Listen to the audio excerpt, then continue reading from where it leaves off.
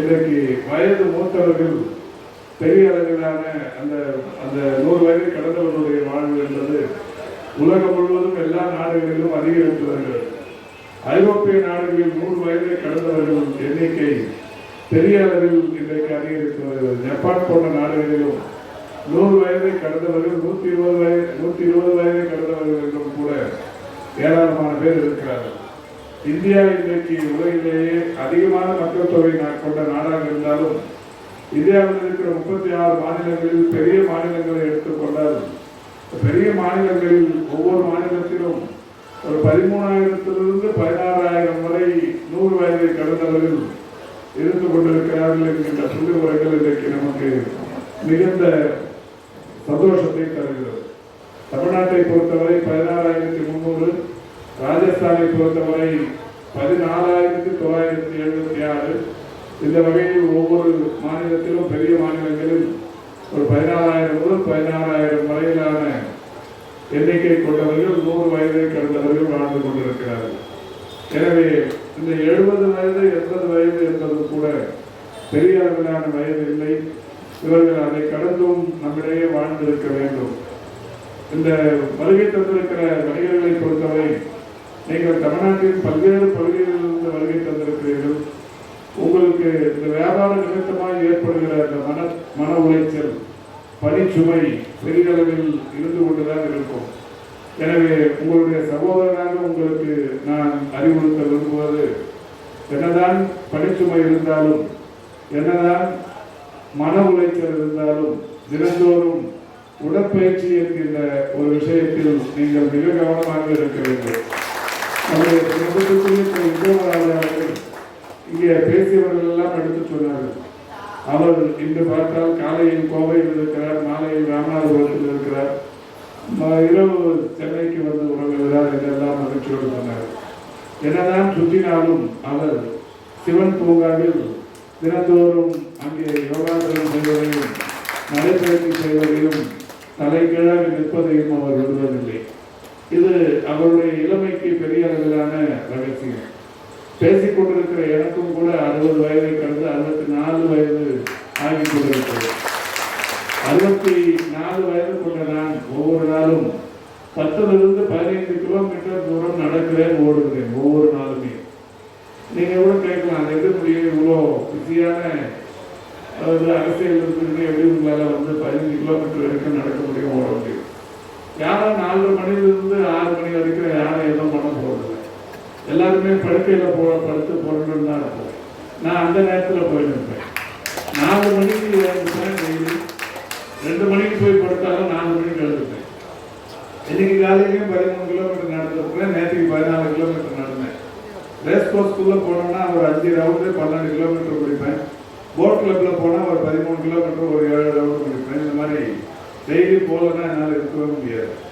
சரி, இங்கே இல்லாதப்ப வெளியில் எங்கேயாவது போகிறோம் அப்படின்னு சொன்னால் கார் 5 மணிக்கு வீட்டிலேருந்து பயணமாகி திருச்சி கோயிலில் பெங்களூர் சைட்லேயே எங்கேயாவது போகிறோம்னு சொன்னால் ரோடு பூந்தமல்லியை தாண்டி செங்கல்பட்டை தாண்டி காரை பின்னாடி வர சொல்லிட்டு நான் முன்னாடி ஓடி நிற்பேன். இப்போவுமே ஓடுறேன்.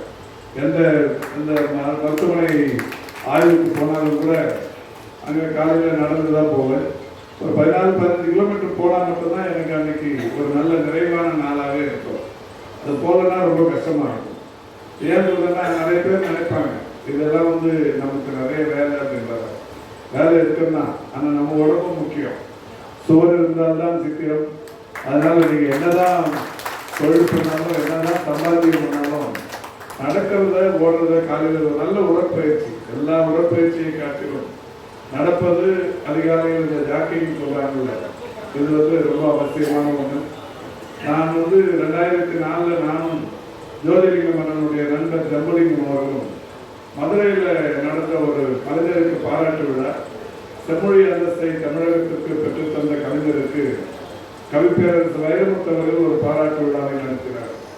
அந்த நிகழ்ச்சியில் கலந்துக்கிறதுக்கு நானும் அந்த ஜம்பலிங்கமும் 2004 அக்டோபர் 17 சென்னையிலிருந்து இங்கிருந்து கிளம்பணும். அதில் அவருமே ஜோதிலிங்கமும் வந்திருக்க வேண்டியது.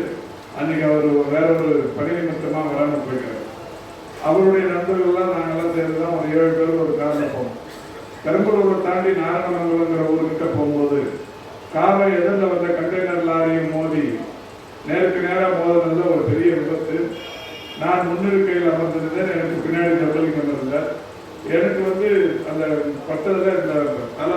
இல்லை அதை எடுத்து போய் எங்களை காப்பாற்றினாங்க. அப்போ நான் ஒரு 10-15 நாள் ஐசியூலேயே இருந்து சுயநினைவே இல்லாமல் ட்ரீட்மெண்ட் எடுத்து அப்புறம் ஒரு 6 மாத காலம் பெரிய அளவிலான அந்த ஒரு சிகிச்சைக்கு பிறகுதான் நடமாடவே தொடங்கினேன். அப்போ டாக்டர்கள்லாம் எனக்கு சொன்னது என்னன்னா, நீ இனிமேல் லைஃப் லாங் வந்து வேகமாக நடக்க முடியாது, தலையில் சம்மணம் போட்டு உட்கார முடியாதுன்னு. அதில் அந்த முட்டி ஒரு 6 துண்டா உடஞ்சதால என் காலில் இப்போ கூட வலது கால் மூட்டில் ஒரு 1/2 கிலோ தங்கி இருக்கும். உண்மையிலேயே இரும்பு மனிதன் நான் தான் இருக்கேன்னு நினைக்கிறேன். ஒரு 1/2 கிலோ தங்கி இருக்கும் என் வலது காலில் எப்பவும் இருக்கு. அதையெல்லாம் டாக்டர்லாம் தேவையான எடுத்துக்கலாங்க, வேணா இருந்துட்டு போட்டுமே, வேற எதுவும் தான் இருக்கக்கூடாது. உடம்புல வந்து வேற கெட்ட பழக்கத்தால் ஏற்படுற பாதிப்பு எனக்கு சின்ன வயசுலேருந்து இடத்துல பார்த்து பீடி சிகரெட்டு அது மாதிரி ஒன்றுமே கிடையாது. அதனால அந்த மாதிரி எதுவும் உடம்புல இருக்கக்கூடாது, இரும்பு இருக்கிறதுல ஒன்றும் பிரச்சனை இல்லைன்னு சொல்லி அப்படியே வச்சுட்டேன். அப்போ டாக்டர்லாம் சொன்னாங்க, நீங்கள் லைஃப் லாங் வந்து வேகமாக நடக்கக்கூடாது, ஓட முடியாது, தலையில் சம்மணம் போட்டு உட்கார முடியாதுன்னாங்க. அதே சேலஞ்சாக எடுத்துட்டு அதுக்கப்புறம் நடக்க ஆரம்பிச்சு, ஓட ஆரம்பிச்சு 2014 ஓடுறத தொடங்கினேன். 2014 பிப்ரவரி மாதம் 8ஆம் தேதி ஆரம்பித்த ஓட்டம் இன்னும் முடியல. இது வரைக்கும் 151 மாரத்தான் ஓடி முடிச்சிருக்காரு. ஒரு 10 நாளுக்கு முன்னாடி கூட தாம்பரம் நெப்ஸில் ஒரு மாரத்தான் நடத்தினாங்க. அது என்னுடைய 151வது மாரத்தானாக ஓடி முடிச்சாங்க. 50 வயதை கடந்து ஒரு 25-30 வருஷமா சர்க்கரை நோயாளி ஒருத்தர் வந்து மாரத்தான் ஓடுறது உலகத்திலேயே நான் மட்டும்தான். 151 மாரத்தான் ஓடி. அதுதான் தேசிய சாதனை, ஆசிய சாதனை, உலக சாதனை, இது எல்லாமே பண்ணியிருக்கிறேன். இது எல்லாமே ஓடுறதுக்காக. நான் சர்க்கரை வயது ஓட ஆரம்பிச்சு அது பாட்டுக்கு விருதுகளாக வந்துட்டேன், இன்னமும் ஓடிட்டு இருக்கேன். என் நண்பர்கள் கூட கேட்பாங்க, 100 மாரத்தான் முடிச்சு அதோடு முடிச்சுக்கலாமா? இவ்வளோ விருதுகள், India book of records, Asian book of records, world records, already doctor, இவ்வளோ விருதுகள் வாங்கிட்டு போதும் எங்கன்னா ஓடுறதை நிறுத்திடலாமான்னு கேட்டாங்க. நான் இல்லை, முடியாது, எனக்கு உடம்புல வந்து ரத்த ஓட்டம் இருக்கிற வரைக்கும் என்னுடைய கால் ஓட்டம் தொடரும்னு சொல்லி ஓடி. அதனால நேரம் இல்லை, எனக்கு வேலை பல அதிகம், வியாபார நிமித்தமாக நான் 20 மணி நேரம் கஷ்டப்பட வேண்டியதாக இருக்குது, நான் ஒருத்தர் தான் இந்த கடையை பார்த்துக்கணும், நான் பார்த்தா தான் குடும்பம், இந்த மாதிரி நினைக்கிறவங்க நிறைய பேர் உண்டு. எது எப்படி இருந்தாலும்